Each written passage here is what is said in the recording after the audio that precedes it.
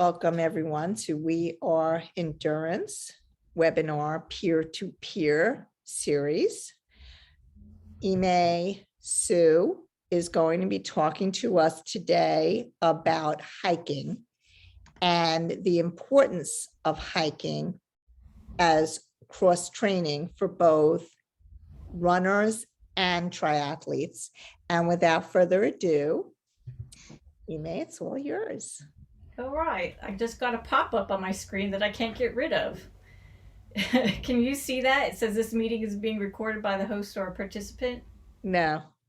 Okay, then I guess it's on my side and I'll just have to figure it out, but I can't get it to remove. Anyways, hi, I'm Ime, and today you are joining me to talk about let's go for a hike, meaning how we use hiking as cross-training and why that might be important for people who either want to run or want to go long distances in triathlon or just get stronger, or they might be having an injury.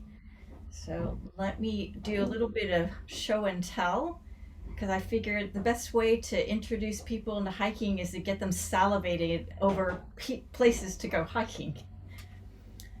So this is one of the places here, and again on my screen from what I can see I've got a little bit of it covered because I've got a pop-up that won't go away, but I will try to read you through it. So this is Mailbox Peak. It's about like an hour or so drive from where I live in Washington State. And if you can see between my hands there, that is Mount Rainier. So off in the distance there, it's a clear day, and that's why I've got my hands up in like victory, because look at the gain on that. You gain about 4,000 in elevation. You've got this high point there. The distance is 9.4 miles. And just that last section to the top, which is usually snow covered until maybe about June, is a talus field, huge boulders. And to get up the last section, less than like half a mile can take you 45 minutes because it is just straight up. So you can imagine that if you're using all of the muscles that you've been training, that is great cross training right there. It's like walking up a stairmaster for 45 minutes and going and going, and it does not quit. Only thing you get to do, of course, is you get to change the intensity by slowing down, by taking breaks.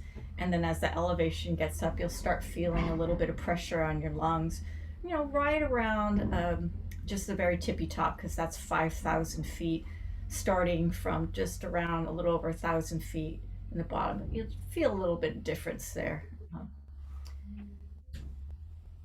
And here's some photos from the way up. So you can see you need things like a little bit of gearing for ice. That'd be microspikes. That view on the right hand upper panel or picture, that's the talus field. It is pretty much straight up. If you slip, you will slide all the way down to the bottom. So it's a great place to also learn something called glissading, which we'll talk about later. And then that bottom photo just shows you that's the trail. So if you slip onto the opposite side, you will fall off a cliff. Otherwise, stay hug the side of the wall. But you're going, well, how does that help with cross training? I will get there. All right. The next one is the enchantments. And the enchantments are, you're laughing, they are 5 different microclimates in the same area. It's in an area called Leavenworth, Washington, and it's actually a destination trail for many, many people. They have come from other places in the world and other places in the United States to go to. It has these beautiful lakes and trail. It's about 23 miles, and so that's point to point. You have to have a car at one end to drop you off and a car to pick up at the other side. So it's good to do with a buddy. And then in between is a pass called Asgard Pass. The joke is, and I hope this is adult appropriate here, they call it Asgard Pass because it hands your ass back to you. It is very, very tough to climb. It is the closest that some people ever get to mountaineering because it is sometimes a hands and knee climb at certain points. You can wear regular shoes, But if you've got a pack on your back, as some people do, and they'll get they will do a lottery to be able to camp in that area, it is so high and remote that in that area, if you were to have an injury, you've got to walk yourself out. They will not do rescues up there. So it's this beautiful remote area. You get to the top, and it's all wildflowers and billy goats and beautiful area. But even in the summer, there's snow up on the top there. Just a really gorgeous area. There's some no's before you go kinds of things that I put here, and you can read through there. It is a quad burner. That's the local lore about it. And the reason why is, though, it's mostly uphill as you get to the bottom of Asgard Pass, and then definitely uphill is a steep ascent. The top lures you into thinking, oh, that's the worst that's behind me, because it's generally flat on the top. Once you hit the summit and you have this flat area and it's just gorgeous, then you begin to descend in an area called Snow Lake. And the Snow Lake Trail is 9 miles downhill. So you can imagine if you've got a pack on your back and you're going 9 miles downhill, your quads will hurt. Well, I mentioned that some people camp because they win their lottery and they're able to camp for up to 3 days. But if you're not, you can hike this in a day. The problem is it'll take you either between 10 and 15 hours to do. And if you want to get off of the Snow Lake Trail, which is very, very exposed, it's often hot and sunny. And so people try to run down this and they blow up their quads. So that would be something that you would learn in trail running and trail hiking as a cross training event. Faster is not necessarily better. So what you want to do, if you're going to use trail hiking for your endurance activities to train, is that you want to look at the terrain and say, how do I match this to the thing I'm training for? Or if I've got an injury, how do I accommodate that injury so that I don't turn this into a quad burner and blow myself up? And I'll talk a little bit about how they do that.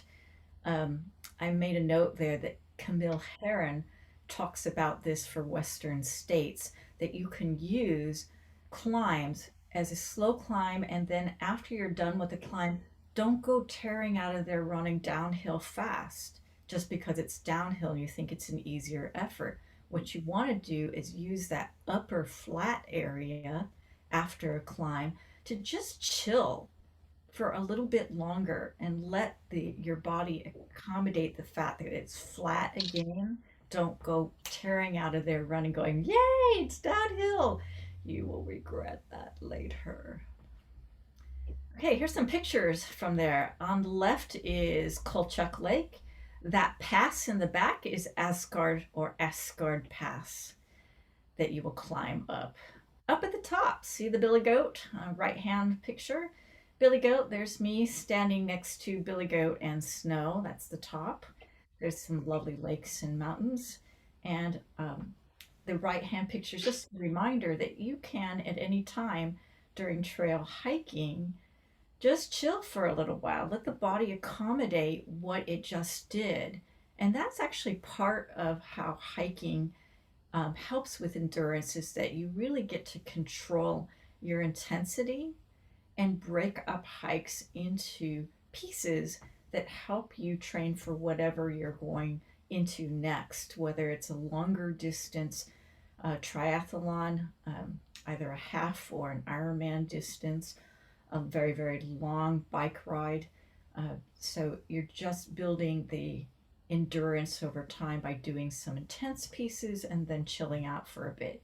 So here I'm chilling out by a little lake that we found.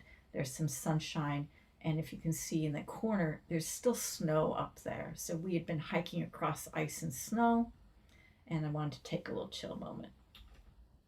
All right. Here's another place that I ended up using training, but also just gorgeous. I actually hiked the rim to rim. The original plan was to hike the rim to rim to rim, which is to return the next morning and hike in the opposite direction. There was just one problem. We arrived there and a sudden snowstorm had us starting at 27 degrees, heavy snow, and none of us had snow gear. This was late May. It was a freak snowstorm. In fact, I got started with a couple of people. Some turned back and made it out with the van that dropped us off, and they went and drove to the other side to wait for us. I kept going, and then I was told later that the ranger for the park arrived 30 minutes after I left and closed the gate because it was too dangerous to hike that day. So I already made it down. I was running downhill for about 9.5 miles to get to the bottom part. Then there was no snow in the valley. So it all worked out. But it's to see these beautiful views there. And again, using hiking as a training event as well. My coach said, "You have 10 hours. I'm going to clock you.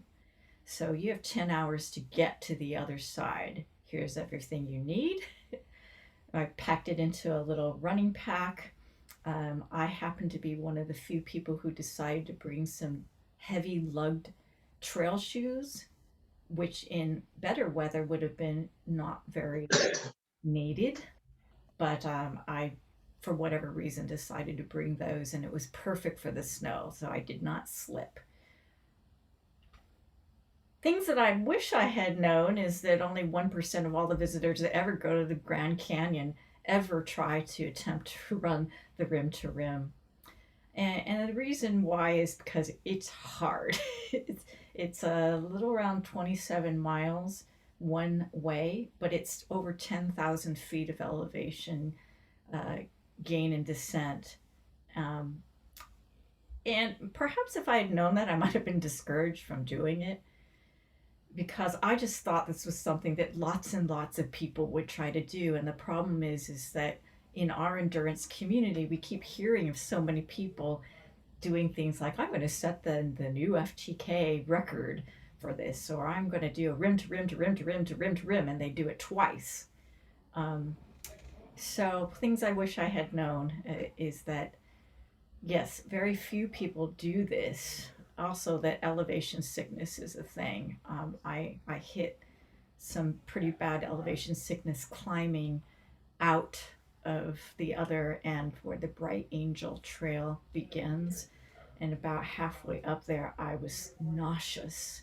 So I basically had to climb the rest of it out there.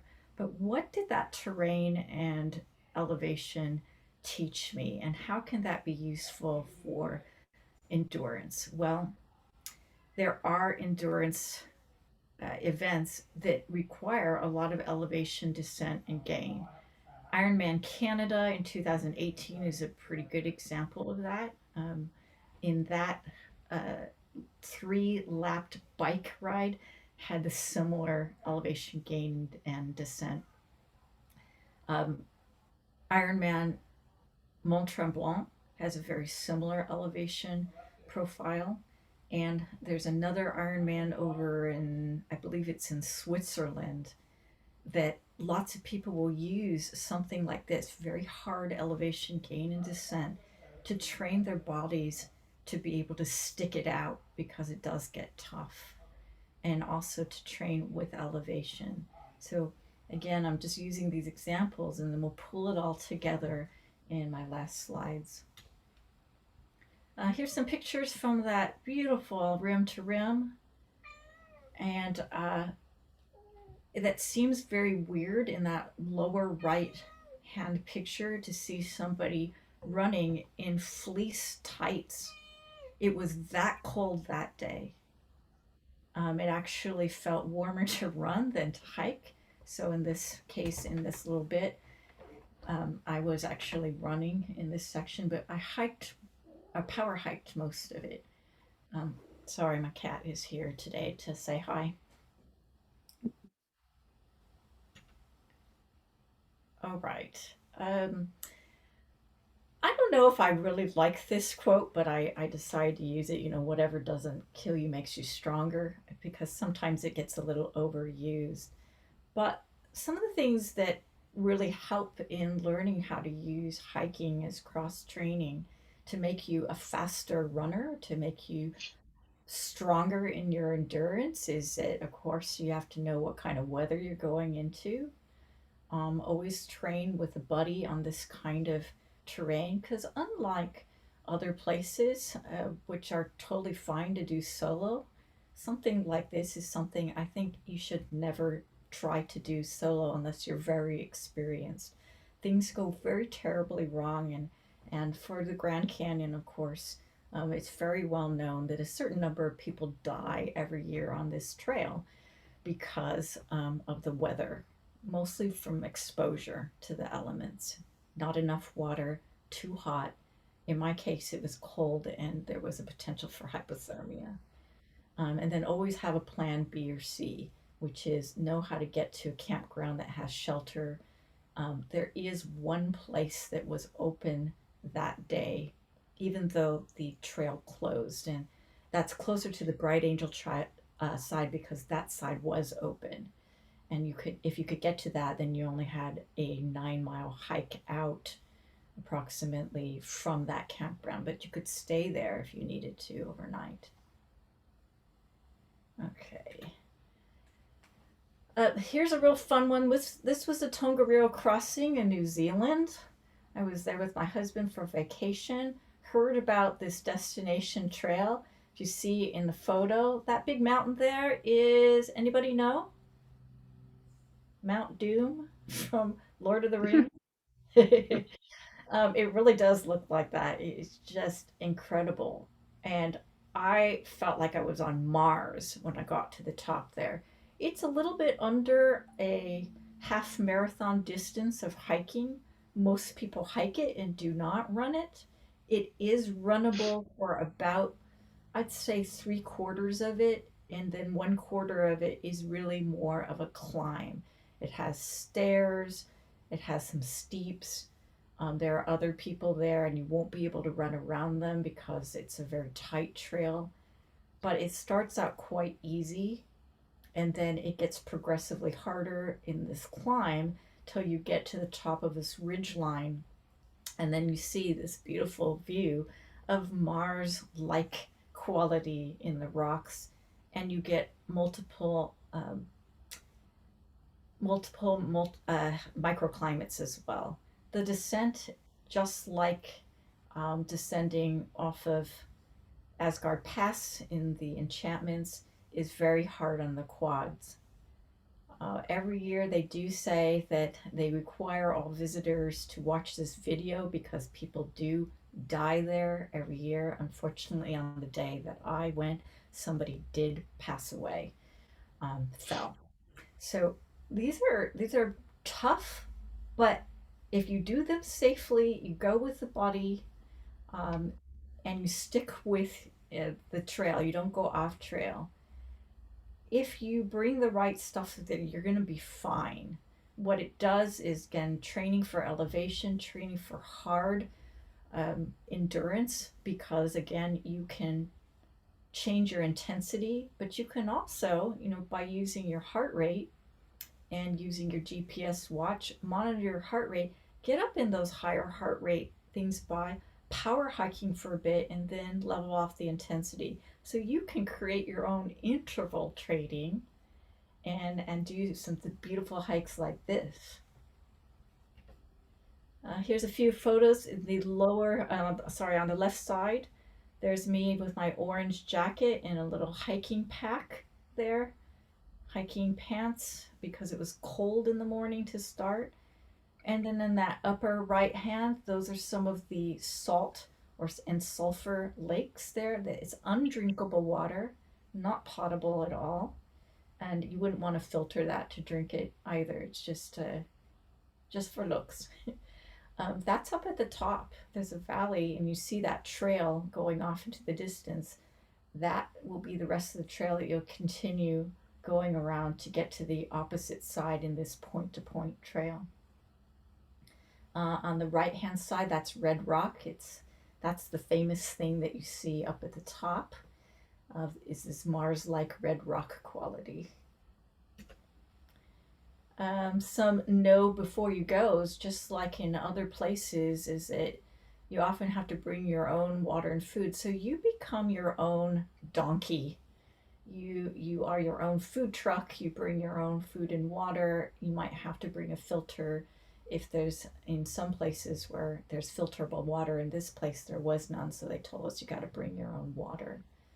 Um, a lot of it was runnable on the backside and the very beginning part, but not the climb itself. And in this case, if this has enchanted you and you're like, I'm going to go to New Zealand someday, this is a point to point, and the only way to really get in there is you don't rent a car to get into the park. You rent the shuttle ride from different points where they pick up, and it's the only way in and out to this trailhead. They wait around for people if you start the hike and you don't feel well. They wait around for about an hour and a half. You can turn around and go back, and they will then shuttle you to the other side if you've got friends who went with you or family members that went on to finish it. They'll meet you at the rendezvous point. So really well organized, but again, it's something where you can enjoy this beautiful terrain, but at the same time, kind of structure your own training. So nothing in terms of time goes to waste when you think about how to use that and keep training for whatever else you've got on your calendar for the year. So this is something that I did last year. It's called the Wonderland Trail. The Wonderland Trail is a 93-mile hike that goes all the way around the Mount Rainier National Park, and it's a series of hikes that are connected together. Little bit of road hiking some years because some of the trails can be closed because of weather, but for the most part, when it's all open, it's 93 miles on this trail. Most people will do it in under 10 days. Because of what happened last year with the wildfires and also some weirdo weather, we ended up changing our itinerary to about 63 miles of it.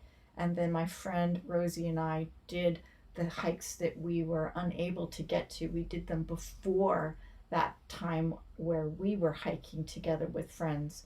We finished them off. So we just sort of stitched it all together. And together with those trips plus the 63-mile hike multi-day, we ended up covering almost all 93 miles of it. And it's pretty spectacular. What you're looking at there is Mount Rainier, one side of it. I believe that actually is a little bit of it is an ascentable glacier to the top. Of course, we're not going up that, we're going around it. So we did the Northern Loop, which is 68 miles and has some of the most gorgeous terrain there. It is rolling hills for the most part, and then some steeps. So again, look at that pack that I'm carrying there. Anybody want to guess how many pounds that might be for a multi-day? 60. Other guesses?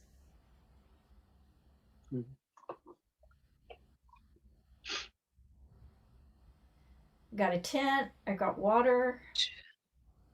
25 pounds? No, 70. Closer. Who said 25? 55. 35. Okay, that's closer than 70.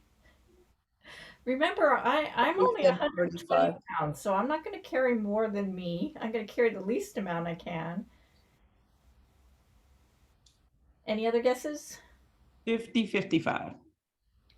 Okay, you all you're getting closer, but I was actually I weighed that bag before I left with and without water, and with water it was about 29 pounds. Wow. And that's all my food too. So the way you do that is that you pay for ounces, meaning the more you shave off weight on items, the more expensive the item is in general. So I tried to get the lightest of everything with the most amount of bang for that buck, and found like a tent that just weighed literally ounces. didn't pack really great. That's why it's actually strapped there at the bottom near my, just above my rump there. That is actually a whole tent for a person. It actually has quite a lot of room. When you're carrying a pack like that, you might go slower, of course, but that's endurance training right there. And that right there is a great way of advocating for how hiking helps with endurance, because that's strength training at the same time, right? I'm carrying, you know, quite, pretty close to a quarter of my weight at any given time and going uphill or downhill. So you're training a lot of your lower muscles, your core, and your shoulders, and carrying that. And you don't get much respite of it because you don't want to keep taking that on and off and stopping a lot. And then also, you see that I'm using a pair of poles. Poles are for stability, especially when you're climbing up, but it's also really helpful when you're going down as well. It just kind of takes you from slamming your feet into the ground too much. So lots of stability there, but can you imagine how that helped you with core? As the arms are moving, you're slightly twisting this way and that. Okay, kitty, are you okay? Slightly twisting this way and that's training your core muscles. At the end of this trip, I pretty much felt like I was ripped because you get a lot of muscle gain from that movement there and building up your quads. So I use this as training for an upcoming running race. Just having that endurance to last in there over and over each day, very important. And you never quite get that much less. I mean, my food hardly weighed anything because I had used freeze-dried food, but it's the water there. As you're filling up and filtering water, you're always going to have a certain amount of pounds of water on your pack. You drink through it and then you refill again. So it never really got very light, is what I'm trying to say. Maximizing for fun on multi-day hikes. Considering hard elevation and what that does for you, knowing that the extra weight there is something that you need to take in account, and that I think that's strength training. I'll skip through the bottom part there. Really helpful in considering how you're lowering your impact of repetitive injury by not running. So there's some people who actually run the Wonderland.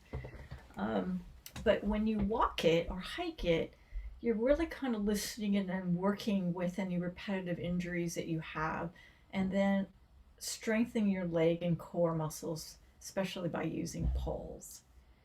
I also thought that it's really helpful if you are paying attention that you're having to do all these hikes in elements that you can actually plan for and say, I want to hike this particular trail in these kind of weather conditions because my upcoming endurance race that I'm going to do is going to have similar conditions. So I could pick a hike and it's going to be 90 degrees because I know that my upcoming race is going to be in 90 degrees. Why you would want to do that is a different question in terms of like, why would you pick events that are that hot? But if you like to like push all the challenges that you can, then you want to of course match conditions as close as you can. And since I picked a desert race, I'm going to try to hike in some hot conditions. So if you can hike in rain, if you can hike in snow, if you can hike in wind and sun, it gives you that mental toughness because your brain isn't going to freak out when Mother Nature throws some surprises at you. You're like, hey, I got this. I've done this before. This is familiar. You just go, oh, okay, it's doing this, and I'm going to change the way I think about it. Let's see if I can now get this to move over. Hang on. I think I just listed there, and I can't see the other part of my screen, but I listed there some different places that you could go and do some trainings, or where I've gone also for myself. I've been to the Canadian Rockies. I've been to the bottom part of Denali in Alaska. I've hiked a little bit of the Pacific Crest Trail. In our area, we have places like Steamboat Rock, which is also part of the Pacific Crest Trail.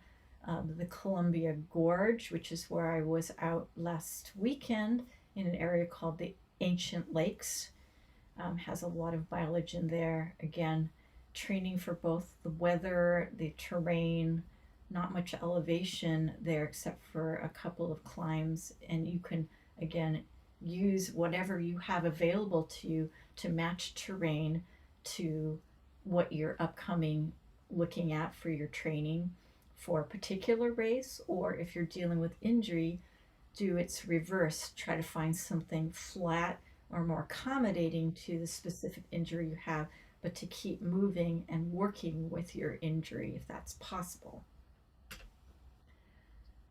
So pulling all these things together, why use poles? I went and did some internet sleuthing around and then also reading what some expert hikers and runners have been doing, why they use poles, and then created this slide. And I'm not going to read all of this, but I'm going to focus on just a couple, and feel free to read through this. It'll be available later for you to take a deeper look into it. Lots of the trails that I've done don't require poles, and there are also some races that forbid them. But when you do some of the ultras that I've been a part of, poles are actually allowed in some of the harder elevation races, and they actually encourage you to train with them. And that is because it prevents a lot of injury.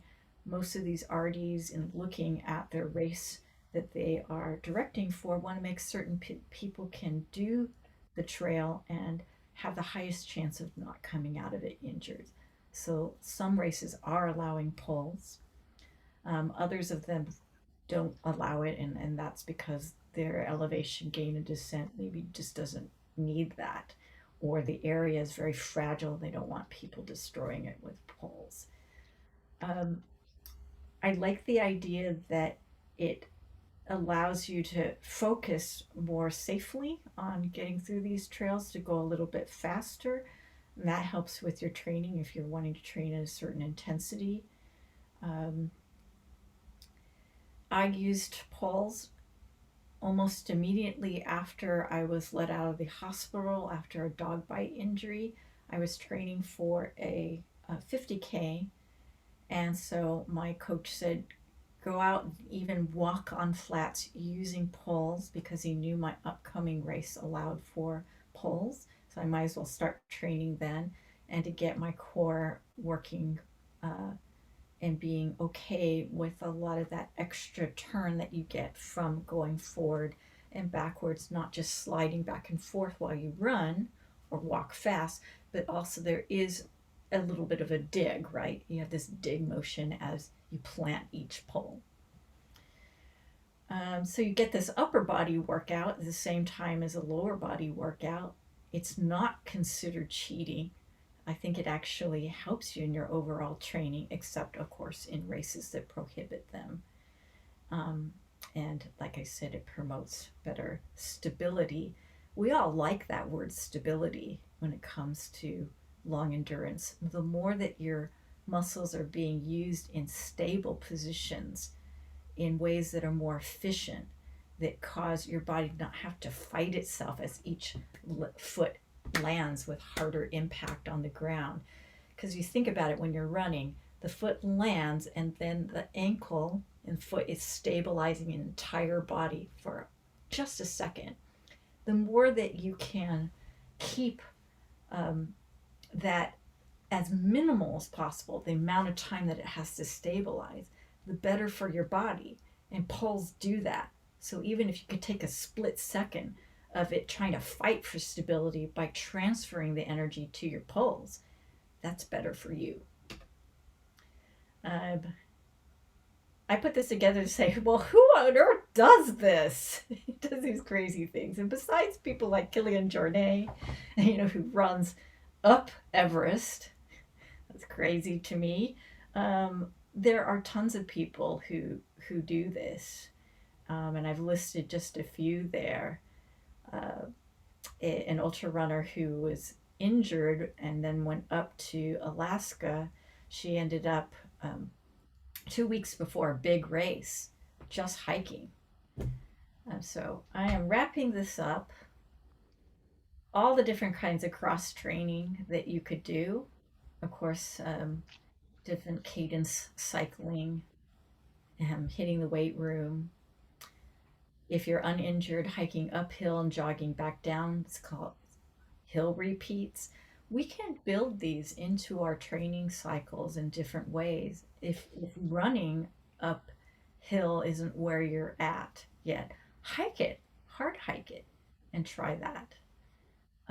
Also, I'll put a final note. I think hiking in nature is a great way to exit the stress cycle. Just because you stop being in a stressful arena doesn't mean your body has learned how to get out of a stress cycle. Nature is a great way that for your brain to know that it's safe and it's doing something that it enjoys while you're getting fresh air to help your body exit the stress cycle. All right, that's pretty much all I have for today.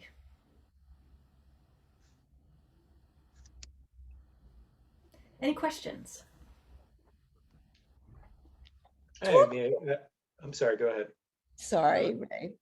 Can you just talk to us a little bit about, well, first of all, how do you, I guess you look at books or online or whatever, but how do you go about getting food? Like you were saying that the food that you got for those long hikes, they were, you just needed to add water to it. They were dehydrated.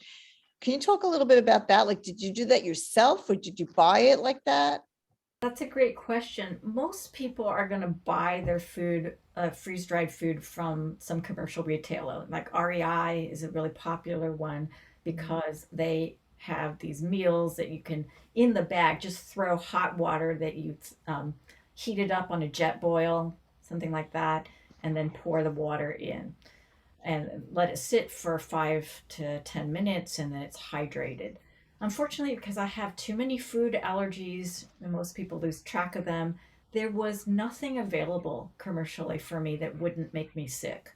So a couple of years ago for the New Zealand trip, since I knew I was going to be there for 3 weeks, I bought a commercial grade freeze dryer for my house. I mean, disease is not going away anytime soon. It's just safer for me to make my own food. So I'd cook my food, throw it in the freeze dryer for 30 hours. Really, sometimes it would take that long. And then, kaboom, I've got freeze dried food that's good for 25 years. Pack them into little bags, put labels on them, and I made my food for the amount of time that it's going to go. You don't have to do that for day hikes, but here's a great thing to think about. If you've got a food that you want to test, say for a long endurance, you're going to do an Ironman, and you got a food you want to test because your body is starting to reject gels, which a lot of bodies do go through that, just like, wow, I don't think I can eat more of this. You could freeze dry or just dehydrate something, or try out, if it's something that you bought commercially, try a small amount of it on something intense in that hike. So if you know you're going to be climbing uphill for 2 miles straight, pop some of that food in your mouth and see how you do. If you don't do well, it's a day hike, you'll live, right? Just bring a trowel with you. You know, if you've got to go run off into the woods and get rid of it. I have another question. How would you plan out the food? Like, when you're doing an Ironman or when you're doing an endurance, you're doing like a 4-to-1 type of thing. Like, are you doing it the same way? I probably don't do this like everyone else does. And part of that is because I am such a medical unicorn that the recommendation of taking in the 100 to 200 calories of some kind of simple digestible sugar doesn't work for me. That will make me sicker than a dog very fast. And we learned that by trial and error, my coach and I. I took a test instead. It's a metabolic burn test. It basically tells you when your body crosses over into fat burning versus carbohydrate burning. And based on that, we figured out what the minimal amount of calories I needed per hour and from what source. So since I'm a fat burner, I typically would want to eat a certain amount of fats and proteins before I started out, and then to just tiny dose carbohydrates when I'm getting tired, little bits of carbohydrate dosage. And then, of course, for these multi day hikes, I could eat my carbohydrates at the last meal of the day and then go to sleep because my body's not moving. I'm repairing during the night. So that's fine. But during the day, I can't eat those simple sugars. My gut just will revolt, just does not like it. Other people, and there's famous ultra runners who've been known to run 100-mile distances on candy. Their bodies like that sugar. I die in the first 25 miles. So everybody has to figure out their thing, but there's some general guidance out there for individuals, knowing that that's the average, and then you have to experiment with yourself on a multi-day. You try it one day at a time and say, I'm going to hike for 7 to 8 hours. Let me see what kinds of foods my body likes. Bring a bunch of different things and try them. See what works.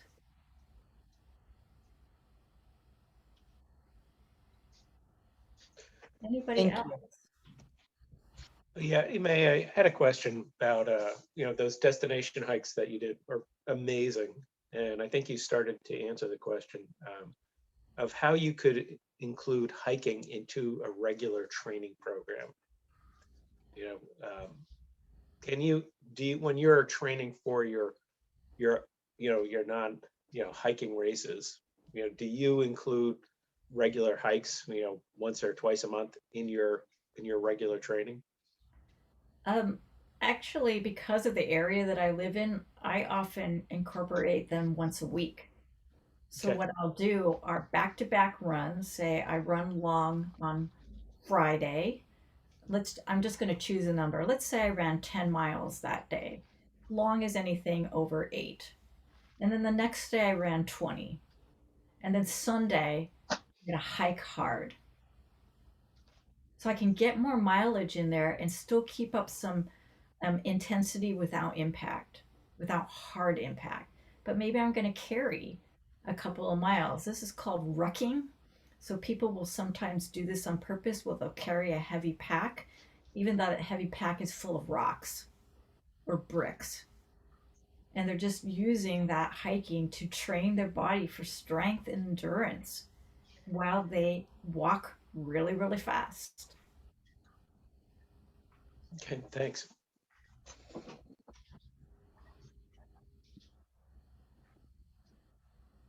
Anybody else have a question? Well, this was fantastic. Thank you so much. It was so inspiring. I'm thinking about, when we can incorporate this into our training, and wouldn't it be fun if we could all do this together somewhere, like out in the Rockies or something? That would be awesome. Even That would be awesome. Arizona, like the Sedona area. Oh my goodness. I would love it. I would love it. We should definitely plan this out. That would be awesome. So I'm gonna pick your brain on that one, but maybe for 2023. In any event, thank you very, very much. This was so informative and so motivating. So I appreciate that. I know everybody here appreciates that. And we will see you probably next week. I think there's another one coming up next week. We have, let's just look real quick at next week. We have Emma Jory, who is coming to us from Australia. She's going to be talking about Pilates, yoga, and mobility training for endurance athletes. So that should be really good. And she's terrific. So hopefully you'll be there on that one. And without further ado, everybody have a great day, and I'll see you next week. Thank you. Bye. Thank Thanks you. for hosting. Bye.